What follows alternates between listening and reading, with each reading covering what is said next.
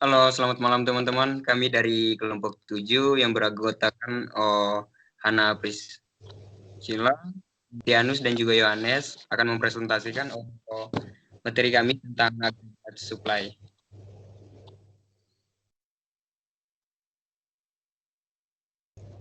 Yang pertama ada pendahuluan. Penawaran agregat menggambarkan jumlah total barang dan jasa yang diproduksi dan dijual oleh perusahaan dalam suatu perekonomian pada tingkat harga tertentu. Dalam model ekonomi makro, penawaran agregat sangat penting karena menentukan keseimbangan jangka pendek dan jangka panjang dalam perekonomian, menjelaskan perbedaan antara penawaran agregat jangka pendek dan jangka panjang serta berbagai faktor yang mempengaruhi keduanya. Kurva penawaran agregat jangka panjang atau long run agregat supply. Dalam jangka panjang, kurva penawaran agregat bersifat vertikal. Hal ini mencerminkan bahwa jumlah output dalam jangka panjang tidak dipengaruhi oleh tingkat harga. Dalam jangka panjang, output ditentukan oleh jumlah tenaga kerja, modal, sumber daya alam, dan teknologi yang tersedia.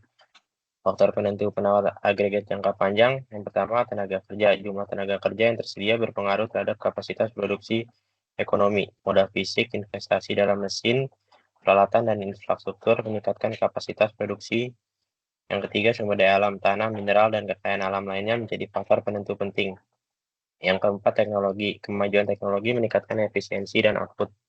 Pergeseran kurva LRAS, kurva penawaran agregat jangka panjang dapat bergeser karena perubahan pada faktor-faktor di atas. Misalnya peningkatan jumlah tenaga kerja atau kemajuan teknologi akan geser kurva ke kanan, menunjukkan bahwa ekonomi dapat memproduksi lebih banyak pada setiap tingkat harga. Berikutnya ada kurva penawaran agregat jangka pendek atau short run agregat supply. Tidak seperti kurva jangka panjang, kurva penawaran agregat jangka pendek memiliki kemiringan positif, artinya meningkatkan tingkat harga, meningkatkan jumlah output yang ditawarkan oleh perusahaan. Alasan kurva SRS miring ke atas menurut Mankiw ada 3 teori utama yang menjelaskan mengapa kurva penawaran agregat jangka pendek memiliki kemiringan positif. Yang pertama, teori kesalahan persepsi. Produsen mungkin salah menilai perubahan harga umum sebagai perubahan harga relatif terhadap produknya. Yang kedua, teori upah. Upah tidak menyesuaikan dengan cepat terhadap perubahan harga sehingga perusahaan merespon dan mendapat output ketika harga naik.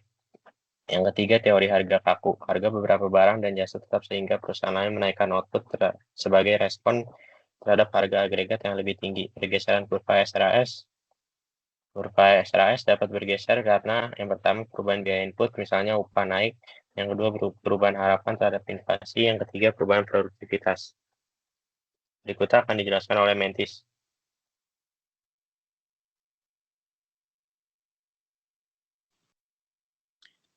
Oke, kita lanjut ke berikutnya, ada keseimbangan agregat, jangka panjang dan juga jangka pendek. Jadi yang pertama dalam jangka pendek, gangguan terhadap permintaan agregat, misalnya kebijakan moneter ekspansif, itu dapat meningkatkan output dan juga harga. Namun dalam jangka panjang, output akan kembali ke tingkat alaminya dan hanya harga yang akan berubah. Nah, ilustrasi ini sering digambarkan dalam model fluktuasi ekonomi jangka pendek, di mana permintaan agregat dan penawaran agregat berinteraksi untuk menentukan output dan juga harga. Next. Nah, ini dia.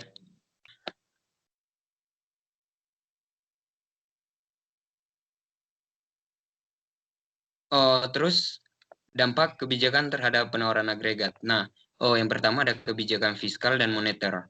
Kebijakan fiskal dan moneter itu mempengaruhi penawaran agregat jangka pendek melalui permintaan.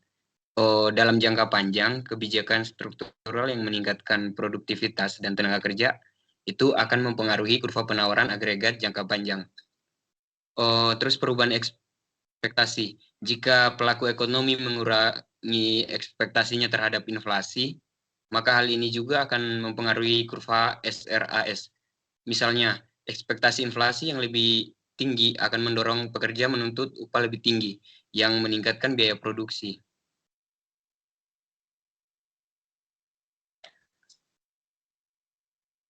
Nah, terus ada guncangan penawaran supply atau guncangan penawaran atau supply shock.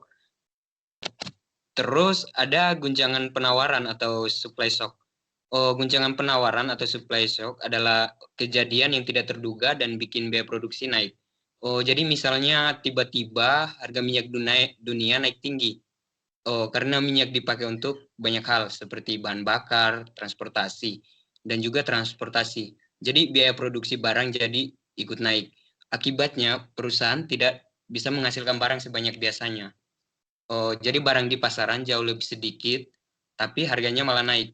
Hal ini itu bisa menyebabkan stagflasi, yaitu saat harga-harga naik atau inflasi, tapi ekonomi tidak berkembang dan juga banyak orang kehilangan pekerjaan.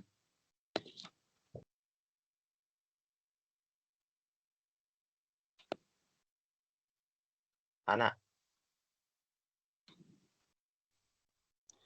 Oke, selanjutnya ada penyesuaian ekonomi dalam jangka panjang.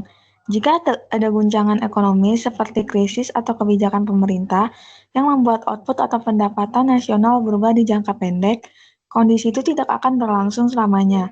Dalam jangka panjang, ekonomi akan menyesuaikan diri kembali ke posisi normalnya, yaitu output alamiah, output yang bisa dicapai saat semua sumber daya seperti tenaga kerja mesin digunakan secara efisien. Penyesuaian ini terjadi setelah bertahap melalui beberapa cara. Yang pertama, harga-harga akan menyesuaikan diri, lalu kalau sebelumnya harga barang naik karena inflasi, lama-lama perusahaan dan konsumen akan beradaptasi. Permintaan bisa menurun dan akhirnya harga akan turun kembali ke level yang wajar. Terus yang kedua ada upah tenaga kerja ikut menyesuaikan. Misalnya kalau pengangguran meningkat karena krisis, perusahaan akan lebih mudah mencari pekerjaan dengan gaji yang lebih rendah. Hal ini bisa membuat biaya produksi turun dan perusahaan bisa mulai memproduksi lebih banyak lagi. Yang ketiga, ekspektasi orang-orang berubah. Ekspektasi atau harapan masyarakat tentang harga di masa depan juga akan ikut berubah. Misalnya, kalau orang tadinya mengira harga-harga akan terus naik, tapi ternyata tidak. Mereka akan mulai mengubah cara belanja, menabung, dan investasi mereka.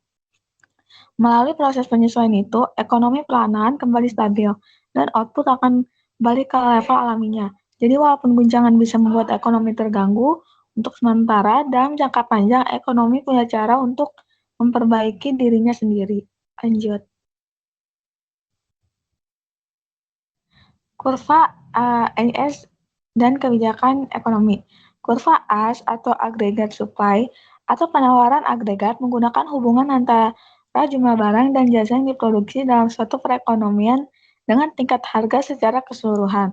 Memahami bentuk dan pergerakan kurva ini sangat penting bagi pemerintah dan bank sentral saat mereka membuat kebijakan ekonomi, seperti menaikkan atau menurunkan suku bunga, pajak, atau belanja negara. Karena setiap kebijakan ekonomi bisa punya dampak berbeda dalam jangka pendek dan jangka panjang.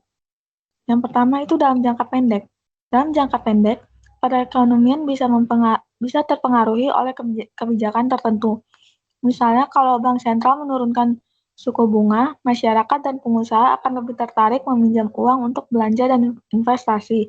Hal ini bisa meningkatkan permintaan yang mendorong perusahaan untuk menambah produksi, sehingga output naik dan pengangguran turun.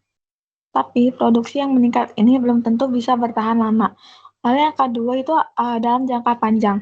Dalam jangka panjang, kondisi ekonomi akan menyesuaikan.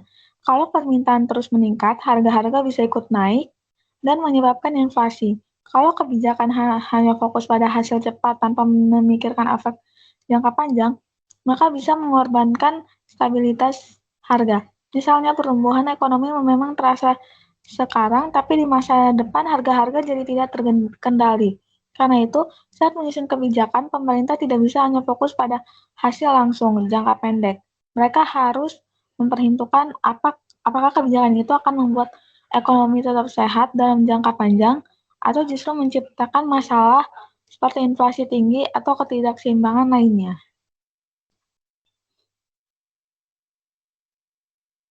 Kesimpulannya, penawaran agregat merupakan salah satu konsep inti dalam ekonomi makro. Pemisahan antara penawaran agregat jangka pendek dan jangka panjang menunjukkan bahwa kebijakan ekonomi bisa berdampak berbeda tergantung pada kerangka waktunya. Dalam jangka pendek, Output ekonomi ditentukan oleh faktor-faktor real, seperti tenaga kerja dan teknologi. Sedangkan dalam jangka pendek, fluktuasi harga dan ekspektasi dapat menyebabkan penyimpangan dari output alami.